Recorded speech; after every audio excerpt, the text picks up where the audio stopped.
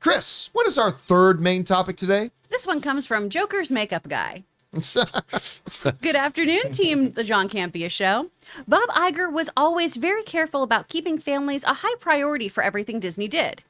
He did not... Oh... He's not there anymore, and it didn't take long for them to take the R-rated Netflix MCU shows and move them over to Disney+. I love these shows, so I don't care. Well, I guess a few family and parent groups are slamming Disney now for doing it.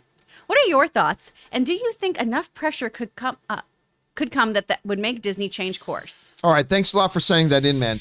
And yeah, so one of the big stories, particularly in the world of streaming and everything over the past number of weeks, was the fact that Disney Plus announced that they would be bringing over the Netflix, the R-rated or TVMA Netflix Marvel series over to Disney Plus. Now, this was a little bit of a surprise because some people, myself included, kind of thought that, yeah, Disney would take control of these series again, but they would put them on Hulu. I mean, that's what Hulu's there for. That's why it's there, to put that more edgier, adult-rated kind of stuff and put that on there, keep Disney Plus more family-rated. But they decided they were going to put on Disney Plus. They were going to revamp their parental controls, new password mandates, and all that kind of stuff. And for the most part, a lot of fans were pretty happy with it because they love those shows. Although, let's be honest, anybody who loves those shows already had Netflix, so they're in the last number of years, they've always had access to these shows. It's not like these shows are suddenly accessible to everybody. Oh, right. They were always accessible, but still, it was met with a lot of good, positive reception from a lot of people. But I'm not going to lie, I was surprised to hear about it too, especially considering Disney had always been very, very, very cautious about safeguarding their relationship as being a family brand and families. Well, it didn't take long because now some family organizations are kind of coming out that have been longtime allies of Disney are now coming out and bashing them for the decision to put this content on Disney Plus. And I suppose we shouldn't be surprised. Anyway, this comes to us from Variety. Write the following. The Parents Television, what does PC thing stand for? The Parents Television Council? The Parents Television and Media Council, the PTC, warned Disney that streaming these series would destroy your brand. For more than 98 years, the Walt Disney Company has been synonymous with the words family-friendly. And I can think of no other corporation in American history that has been built more squarely on the backs and on the wallets of parents and families. Tim Winter, president of the Parents Television and Media Council, said in a statement.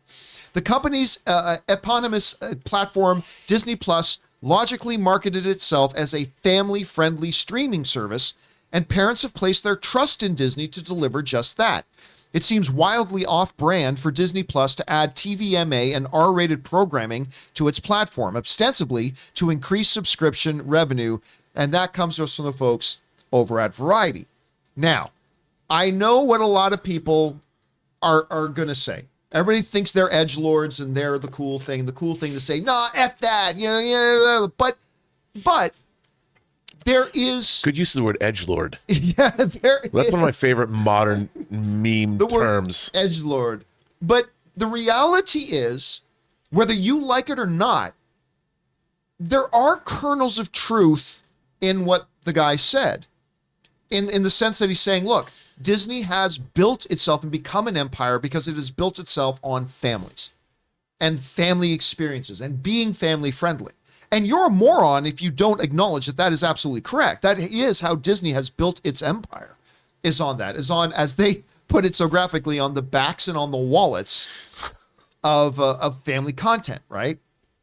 And he's not wrong when he says that putting things that have the TVMA rating on Disney Plus is off-brand. I think even those of us who are most enthusiastic about this move acknowledge, yep, that is pretty off-brand. That is a pretty different move. And I think for some of these people, it becomes a little bit confusing. It's like, well, why for do you have Hulu? I mean, Hulu's right there. That's why you have this. That's why you have Hulu there. Just put it on there. Now, internationally in other countries, Hulu's already kind of incorporated and its content is already incorporated through the Star arm and things like that. And so this is kind of like a non-news issue for a lot of people that live internationally. But in the States, it's kind of a big deal. And yeah, I have very little doubt that if Bob Iger were still the CEO of Disney, this would not be happening right now. I think you would see absolutely Disney content coming over because Bob Iger always said he was absolutely 100% intent on reclaiming all of Disney's IP. But I think he probably would have put it over onto Hulu, that being as it is. Guys, hearing some parent groups coming up, first of all, I have deep affection and respect for parent and family council groups. I do. I absolutely do. Come on. None of us are surprised. None of us are surprised that some family groups have come out to decry this move and stuff like this. As far as the question goes about whether they are going to bring enough pressure to bear to make Disney change course, absolutely not. I mean, I think the people at Disney, Bob Chapek and others, they knew there was going to be pushback. I think they absolutely knew there was going to be pushback. So it's not like they made the move and are going, wait, what? Some family groups didn't like that move? We had no idea. They knew, and they decided to make the move anyway. So they're totally comfortable with their decision here. For me, I think if I was in charge, I probably would have had this stuff go on Hulu. But like I said when they made the initial announcement, if they are going to put in some reliable safeguards on Disney Plus that gives the parents the tools to restrict what their kids can and cannot see on Disney Plus, then I honestly don't see what the problem is. I really don't. Because here's the thing. If your kid is smart enough to figure out how to usurp your parental controls and your passwords and what you do, then guess what? Your kid's smart enough to figure out how to access Hulu. So if Disney had put all this stuff on Hulu, guess what? Your kid would have figured out a way to watch it there too. So I get their concern. I do. If I was in charge, I also would have put it on Hulu. But if they're putting these safeguards in place, then there's really no difference between that and it being on something else that your kid could access anyway. So I don't know. I think they just got to see where it goes. Chris, I mean, like again, what he said is true. Yeah. Disney is built upon being a brand identified as being family friendly for the whole family. This does seem a little bit off brand. But do they have valid concerns, or do you think that the precautions they're putting in place is enough for those concerns? I don't have kids. I am not a parent. So this very, very judgy statement I'm about to make. You're kind of like our mom, though. Chris Carr, the internet's mom. I feel it. I feel that way. That's why I don't need to have my own. There's so many already. Right here. But so, like you were saying, your kids are going to figure it out. If they can already jump on Hulu and watch this, they're going to. You know what you should do instead, parents? Maybe communicate with your own kid. Maybe have a conversation with them. Maybe talk about things that you do or do not want them watching. Maybe have a conversation about these shows they are interested in.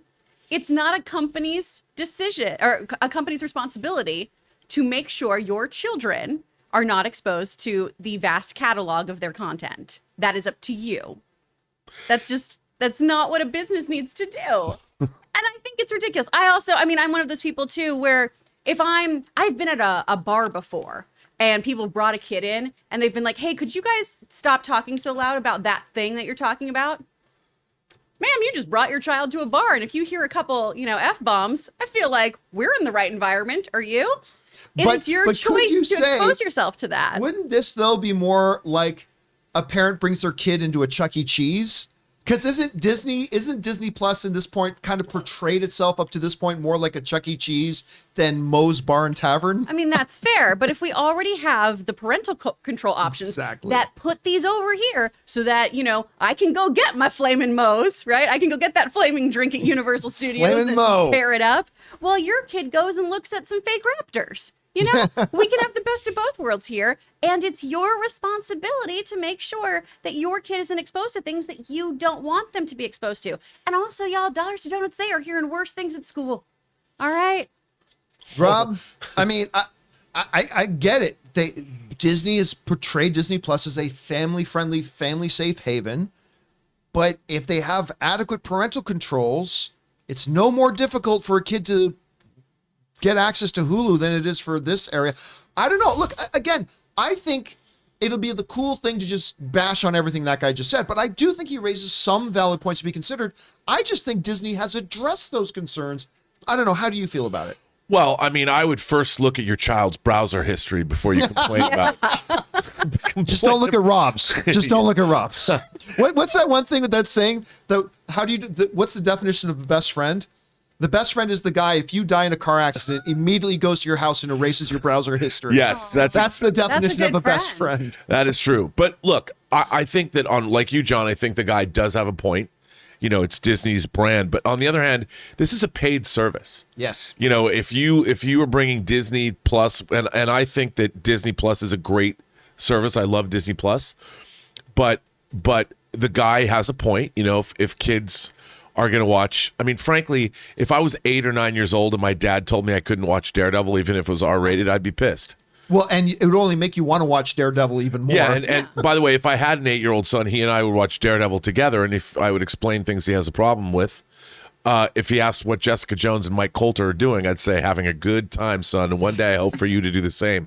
No, I probably wouldn't say that if he was 8, but that's probably why I'm not a parent. But no, I think that, look, the guy's a good point. It is a family-friendly brand, but they, as a brand, are also taking, like you said, John, precautions. They're putting in parental controls, and you can choose to have. If you don't want to have Disney Plus in your house, don't have it. Why is it that parents feel that they can tell a company like Disney what they should or shouldn't do when Disney is saying, we're addressing your concerns, and it's up to you now as parents to take responsibility? I agree. Again, I just think at the end of the day, I would be more sympathetic to the complaints if Disney wasn't re-upping the parental controls. Like if they weren't giving parents the tools to monitor what it is, and parents should monitor what their kids do and do not consume. They have a responsibility to do that. And if Disney wasn't giving the parents the tools to do that, I would say, yeah, there's a valid complaint there. If there weren't the tools to stop a kid just from saying, oh, good, mom and dad put Disney Plus on the TV, the family TV that I can access, and they could just put up and watch the Mike Coulter and Jessica Jones sex scene. I mean, yeah, maybe there's a problem, but the tools are there. Right. And again, I just think if your kid can figure out a way to get through those tools, they can figure out a way how to access Hulu or Netflix or whatever else to watch it anyway. So I don't know. Again, I think there's some good points raised on both sides that should be kept in mind when both sides are considering it. But at the end of the day, if the tools are there, the tools are there. Anyway, guys, the question is for you. What do you think about this situation? Whatever your thoughts are, jump down to the comment section below and leave those thoughts there.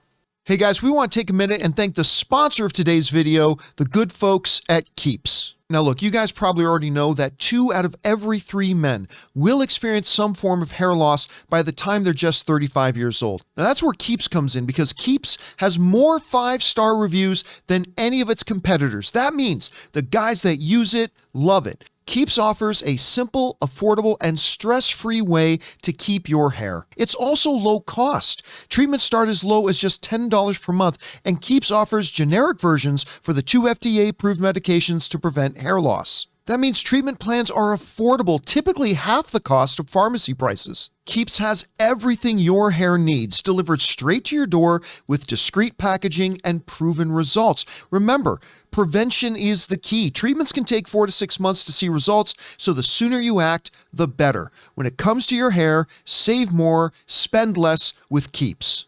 So if you're ready to take action and prevent hair loss, go to Keeps, that's KEEPS.com/Campea to receive your first month of treatment for free. That's Keeps, KEEPS.com/Campea to get your first month free. Keeps.com/Campea.